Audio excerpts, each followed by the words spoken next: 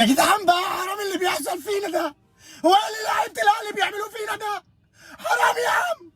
كفاية فرص ضايعة بقى. بصوا لبعض. بصوا لبعض يا عم، حبوا بعض يا أخي.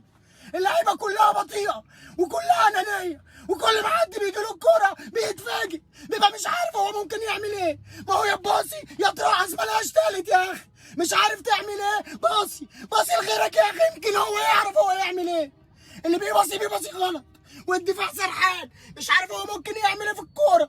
تحس ان هو بيفكر وانا ممكن اكون النهارده بعد الماتش، واللعيبه قدامه عماله تجري ومهريه في الملعب كله، وانتوا ما بتعملوش حاجه. حرام عليك يا اخي. والكوره بتتنقل بسرعه لدرجه ان انت ما بتشوفهاش، الكاميرا مش جايباها حتى. ايه دفاعنا واقف بيفكر لماذا نحن هنا؟ لماذا انت هنا عشان تباصي يا اخي؟ وايه يا عم ريفيرو؟ ايه يا عم؟ يا عم ارجع اسبانيا يا عم، ده انت من اسبانيا البلد يا اخي، ده انت غلبت رضا عبد العالي يا عم. حرام عليكم يا جدعان، حرام والله. عايزين نسمع كده والله، وعملوها الرجاله. عايزين نسمع كده، هم المصريين هم